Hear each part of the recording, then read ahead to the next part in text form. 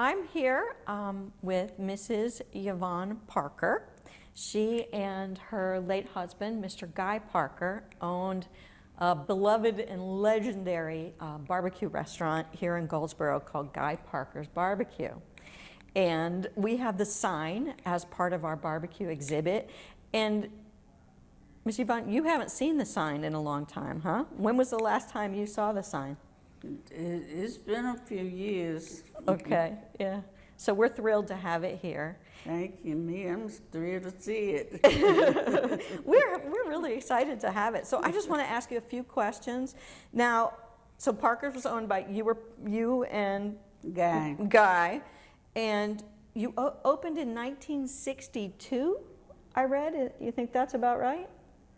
1962? You know, I think so. I got it all written down on a tablet, but it's been so long since I looked at it.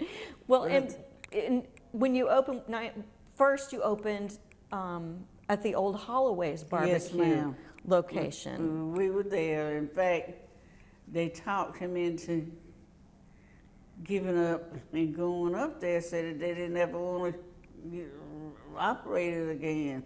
Really? You know, and so we went up there, and he told me, I was employed out at O'Berry Center. He said, if you would quit your job and come in and help me, I think I could do well. Mm-hmm. So I did just that. We got started. Well, I have read that you and Guy both worked at Scott's. Yeah, barbecue? we did before we did those other jobs. We both. That's where I met him. I was going to ask, did you meet him there? Yes, so ma'am. what did you do at Scott's? Waited tables. And was he cooking? Cooking. Yes, ma'am. He was the cook. And so you met there, and then how long after that did you guys fall in love? Before, let me see. It was a few years. Really? So he had to work on you. I never forget, he kept talking to me. He said, well, I don't plan on losing you. Ah, that's sweet. Well, and you guys were such a cute couple, too. Thank you. Mr. Parker was drafted in the 11th grade. Is that so. true? He grew up in Morehead City in Beaufort. Ah, okay. And I met him at the barbecue place. And Parker was different than other barbecue places I've read, because you guys had a broader menu, like when most places just had. And see, a lot of places they started using cooking barbecue with electricity and gas, but he never did. He always used that old-fashioned hickory wood. Low and slow. It would make big red. He had to have a special wood, and it would leave big red coals. Wow. And that's what he barbecued with, those red coals. Do you know where he got the wood? Was it like a local? He had there was a gentleman, J.D. Powell. Mm-hmm. He operated, had a business, hauling wood to different places. And guy told him, he said, now I can't use that because it won't leave coals, it'll leave ashes. Burn into ashes. So it was the wood. Yeah, he'd have a certain kind. And so do you think that wood maybe is part of the secret of why people think Parker's was so good? Yeah, I think so, the hickory wood. The hickory wood. Cooked the old-fashioned way. So you guys also had a larger menu, because most places then just had pork and fried chicken. Yeah. And I read you guys had seafood. Yeah, we did. We started steak? with seafood and fish and shrimp and oysters. We started serving all of that. Now I read that you guys even served breaded veal at the restaurant. Is that true? Yes, ma'am. Wow, that's pretty cool.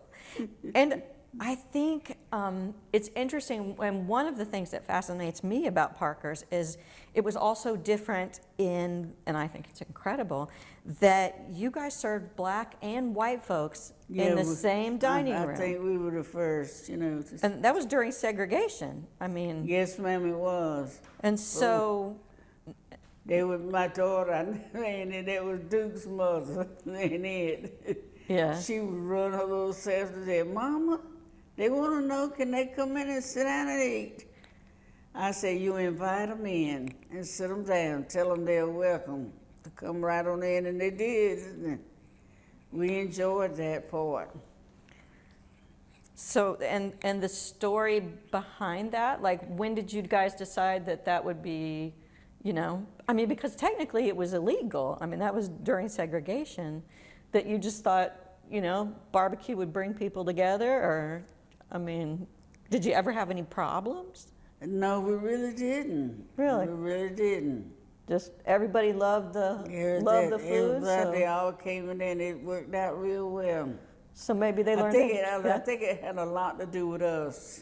Well, a lot of people have said that you were, you know, the loveliest people.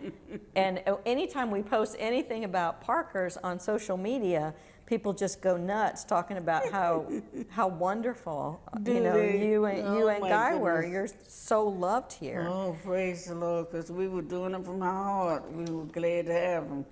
So, and I know other barbecue restaurants were not, you know, that remained segregated. Mm-hmm. Some of them had their signs out there. Yep. And I wonder if that's part of the reason why people still love you guys so much, that you embrace the entire community. I think, you know, both black and white. Yes, ma'am. And so I know, well, speaking of segregation, I know there were civil rights protests downtown. We have some photos of them in our exhibit case. And did any of that ever affect your restaurant, or, you know, did you know anything about it? Yeah, I do know about it, but it didn't happen with us. Didn't happen with you. You guys, because everybody loved We you. let them know that our doors were open That's for the great. public, anybody. And so the neighborhood, it sounds like that was Little Washington, where Yes, you were ma'am. located? Yes, ma'am, on the corner of Pine and George. And at one time, that was like a really happening neighborhood. I mean, there was a lot of stuff down there. Yeah, there was. I mean, there was, well, Holloway's was there. Mm-hmm. And then the Leitner Funeral Home. Yeah, it was right across the street. across from the street? They were on one corner, we were across the street. And then also across the street was the old Le Carousel Yeah. restaurant. Mm-hmm. So that neighborhood was really, I mean, very vibrant, Little Washington. I mean, a lot of businesses, a lot of homes. And I mean, I can't imagine, because now there's not much down there, but how it was when there were so many businesses and people, and it was like a real neighborhood. I know I probably don't need to be calling his name, because I think he married one of Wilbur Shirley's daughters, but Willis Underwood, he used to tell me, I feel like I'm at home when I come in here. Yeah. But at home atmosphere, and that's what we liked about it. Well, I think a lot of people felt that way. Yeah, I think so too. That they felt like they were kind of part of your family, almost. That's the way when they talk about you guys, it's almost like they're talking about members of their family. That's good. So when did the neighborhood lose some of those businesses? I know it flooded in Little Washington a lot. When did the neighborhood kind of start to, you know, to go downhill or lose some of the businesses? Was it due to flooding or just timing? It was a while, but they really did, but we didn't. We kept on going. We stayed right there. Yeah, and it's funny. It's almost, it felt like you were still there because the sign was still hanging out in front of the building. And so people would ask us when they came in to visit, they'd go, hey, how's that barbecue place down the street? And we go, what? And they go, yeah, that Guy Parker barbecue. And we go, oh, Lord, that place has been closed for decades. Now, I know it closed after Guy passed, right? That's right. And so that was in the 80s? Or Let's see. or earlier? I forgot when it was. I've got it all, like I said, I've got it all written down in a book. Yeah. But I forget a lot of it. But anyway, I tell you what, it was one of my grandsons, Duke's brother Gerald. He was one of them. He worked there. They were so excited about working at the restaurant in Tico. Yeah. They didn't ever want to let it go. Yeah. They did not want to see that place go. Well, and I interviewed your grandson, John, and he talked about the restaurant and, cooking and making hush puppies and all the good memories that he had of the place. Yes. Yeah. Yeah, John is my son. Oh, your son, John. Yeah, your son. It's okay. He said he didn't realize how loved, I think, Guy was until he passed, and that at his funeral that it was a big deal, and that there was like a police guard or some kind of honor guard or something that led the funeral parade. It is. And he said he didn't realize his dad was famous. There were so until many then. cars. I mean, there were so many cars. Yeah. It was a big one. So I think that's a testament to how loved you guys were. And then he also told me a story about being on vacation at like Niagara Falls or someplace, or someplace in Canada, and that somebody recognized Mr. Parker and said, "Hey, Guy Parker's barbecue." And he was like, that we were so far away from home and that people knew my dad. I know it. That he said he was, we didn't know he was a celebrity until then. And I don't know if that was included when it went to the White House. Oh, right, yeah. Yeah. Tell me about that. When they were swearing in the lady, she was so excited. She ordered a barbecue when they were swearing in Bush and Quail. Oh. They served it up there in the White House. Wow. So did he go up there and cook it, or did they No, ship it was cooked in Goldsboro. We potted it up, and they took it. So it went all the way from Goldsboro to the White House? Yes, ma'am. That's right. That's exactly right. Wow. So I don't think we'd have been able. There wasn't a place up there with the hickory. See, he had his own facility, the cookhouse. yeah, I've heard about the cookhouse. Yeah, and that's where he barbecued the pigs, and Yeah. up there, seeing if he they didn't have facilities for him to do it there, so he did it in Goldsboro. He might not have been able to get the right wood, right? Or wood he could trust. And when I had the cookhouse built either. Yeah. And so, John also told me that the secret to the hush puppies, because everybody raves about how your hush puppies were the best, he said the secret to the hush puppies is that Guy ground his own cornmeal. Is that true? No, some of it, but Yeah? but there was a special. He was very gifted. Really? He was very gifted in what he would come up with. Well, and he explained to me that we have that breadboard, I guess he called it. Yeah. We didn't know what it was. He did, and he made it too. He did it. He did? He made it himself. He Yeah. designed it, made it, and we would mix the hush puppy mix to a certain consistency. And you could spread it on that board. Had cleavers, it would spread it on that board. I can see us doing it now. And then you would, square it off. Kind of push it off Square into it off the... in the deep fryer. Wow. And he said that you could get 24 hush puppies from that one board. You could get, I don't think you could get that many, but you could get quite a few. Well, he said he remembers cooking Yeah, quite a few. Probably the smaller ones. Yeah, he could make them real small. Yeah. And he said that wasn't his favorite thing, though. His favorite thing was when he got to go out and cook the hogs in the cookhouse. That he loved that. He was real gifted at that. I mean, I know one down there, carried the whole pig up there. You know, it was barbecued, and the skin on it was so crispy and brown and all. And You're making me they hungry. were having a fit over that. Now, you were telling me we have, besides this sign, in our exhibit, we have a hand-painted sign that everybody recognizes that they said hung in the dining room. Yes, ma'am. And it's cute. It's got a play on words where it says, 7 days without Guy Parker's was makes it. 1 week. W-E-A-K. We had customers do all. He told Guy. He brought it. He had it written out on paper. He said, "I want you to have a sign made and put this up there." But every time he come in there, the sign hadn't been made. Well, Guy was busy Guy cooking. was busy. Guy was so busy barbecuing and doing other things, he didn't have time to wear with a sign. And next thing I know, Mr. Walden had one made himself and brought it in there.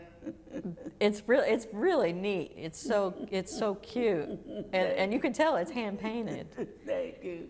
So that's great. And what's the guy's name again? Who painted it? Dewey Walton. Dewey Walton. Okay. Well, now we know. We'll put a sign on it now that we know who actually painted it. That's great. So. Is there anything else that you remember about the restaurant, or what was your favorite part of the restaurant? Just the people, or being able to work with your husband and your family? Yeah, I enjoyed him. When my children were down, and my oldest son, he died. I think it was that age he was in Vietnam, and I think it was that chemical, but he died, but. He was very, he was the oldest child. And he was going to college at North Carolina Central. But then he went into the Air Force. When he got out, he didn't want another job. He wanted to be down there with his daddy. Yeah. And that's where he was. So it was a real family business then. It was. Is there anything else you want to share? People are really interested in the restaurant and the food especially, and what the secret was. I know that all the barbecue sauces kind of have the same ingredients. There's apple cider vinegar and red pepper flakes and a little bit of hot sauce. But I guess the combination is what makes everything different. And then they also said the way it's cooked, like what wood it's cooked on. He was a skilled. He was really good at that. And he get to barbecuing the pig and bring it in a big wide pan, and that skin would be so crisp and brown and. His customers just love that. And people have talked about the skin. Now, did you guys sell the skin separately? No, we mostly just gave them away. Really? Because people talk about the skins. Everybody wanted some, and we would just give it, put them in a little tray and pass them around. Oh, like samples. We hardly ever sold any. We always would give them away. And so you guys were really, really busy. Ma'am. You guys were really busy. And what do you think kind of the height of the popularity? When were you serving the most barbecue? We really were. And a lot of times we would sell out of barbecue before 3 o'clock. Really? And the customers would get upset. Well, you can only cook as much as you can cook. I told them, I said, well, at night before going to bed, he tries to decide on how many pigs to cook. Yeah. I said, because he does not like to serve warmed over food. Right. He wants to cook fresh daily. Yeah. And that's what he did. And so he just figured out how busy he thought he was going to be? Yeah, ma'am.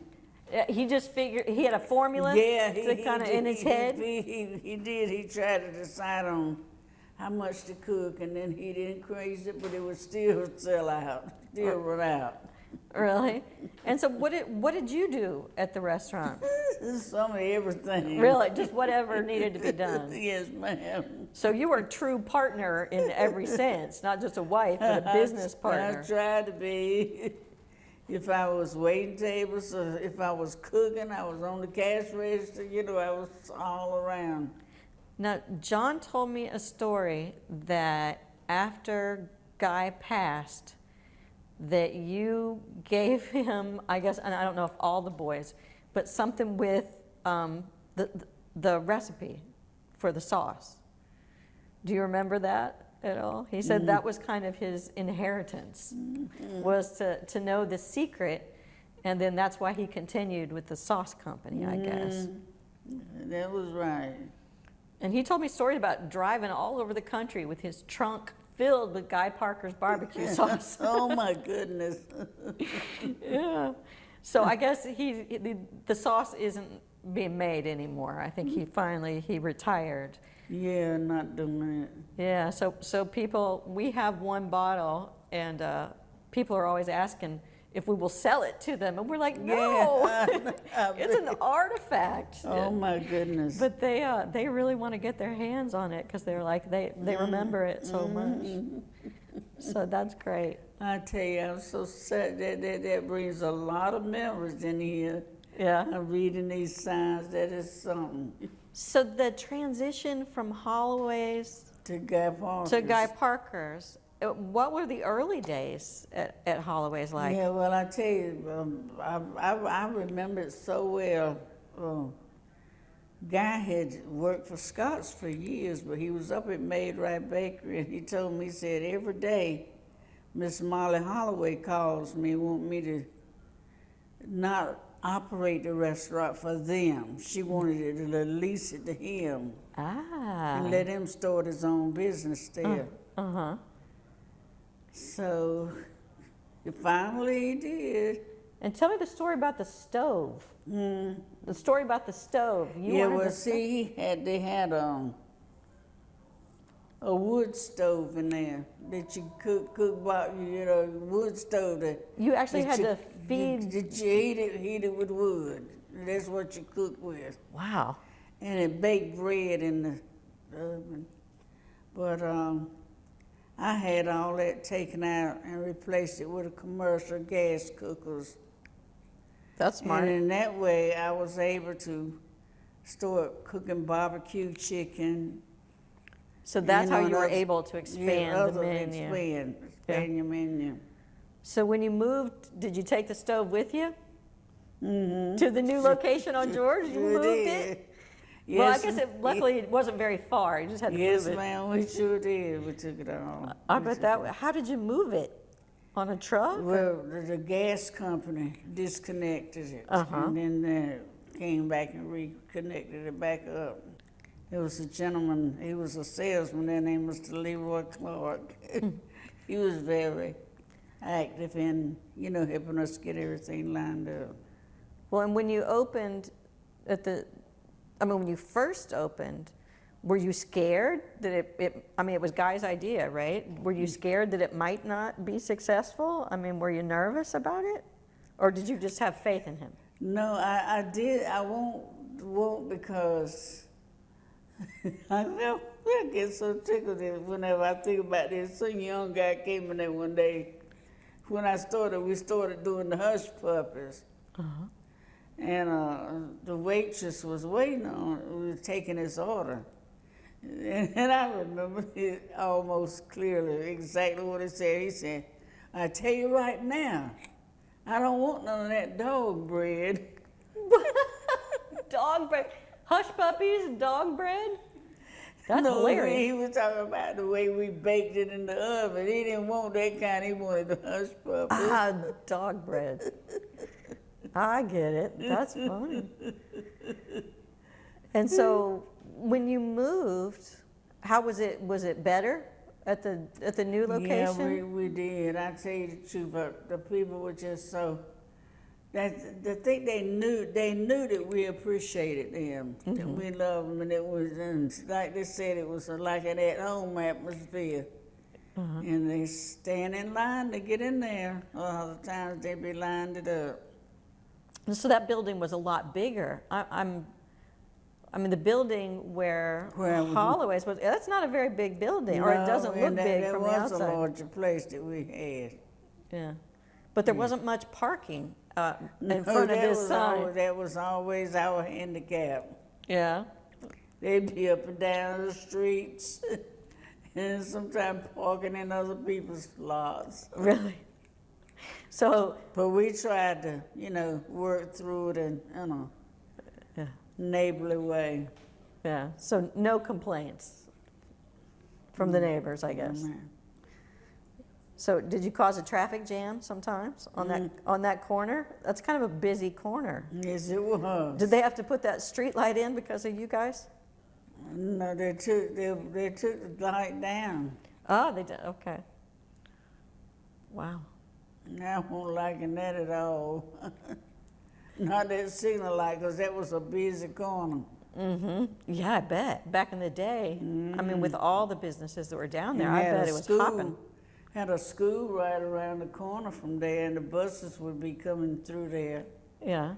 I never thought it would take the signal light down because of those buses, Yeah. but it did. Well, and I guess they moved it. I mean, there's still one on Chestnut. There's still a street light there.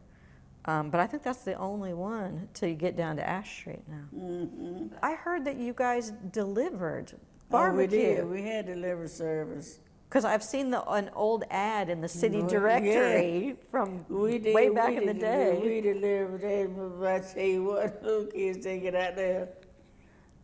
Duke's daddy, he helped us sometime. My daughters, Yeah. Clifton and all, but we had a delivery service and So where all did you deliver? Just like lunches to? so we would just receive in directors meeting, because like I remember his name so well, Mr. Troy Bate. He was president of BB&T, and we would fix food for their directors meeting, Ah, okay. and it would be delivered in pots. We take it up there. We didn't cater it ourselves, not serve it ourselves. Rather, we would take it up there and leave it with the secretaries, and they would take care of the rest. Were other restaurants at that time delivering, or was that kind of? Yeah, we delivered it there. We took it. We would take it right there. That's great. They didn't have to come and get it. And then we go to houses, and two of our best customers was Mrs. John and Gordon Maxwell, the Maxwell family. Yeah. Yeah, I remember their houses the pretty stone houses on Evergreen Avenue. We'd be there twice a week. Really? I remember that so well. On Wednesdays, Miss Maxwell and them would want to have the barbecue chicken delivered to them. Yeah. But on Saturdays, they always wanted that barbecue. I've heard so much about the barbecue. I'm sad I didn't live here back then, I'd so I say- could try it.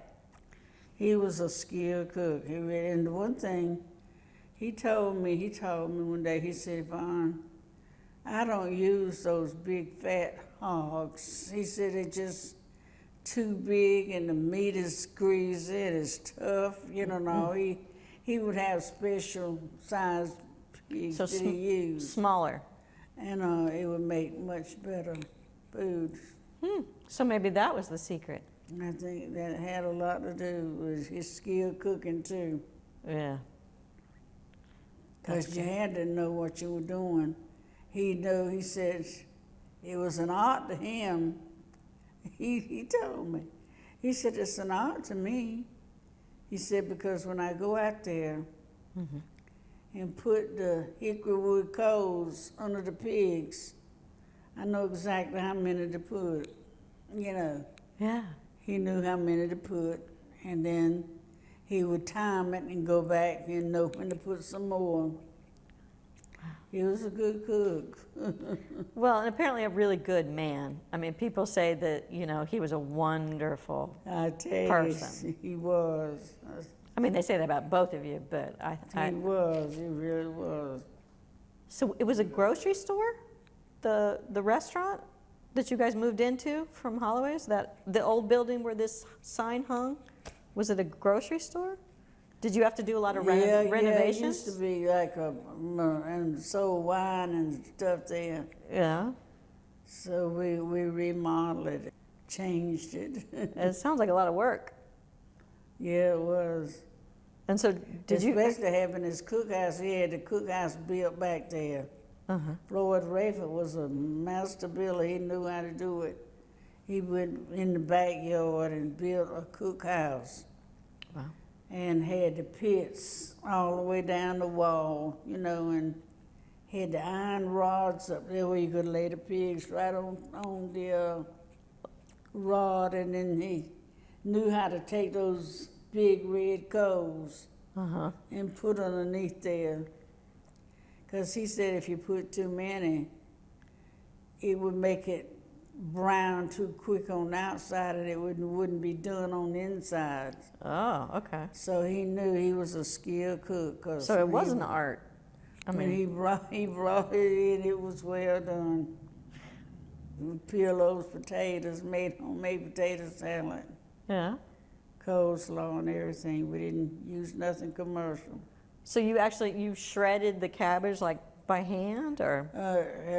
He had a shredder, but then he had a big chopping block.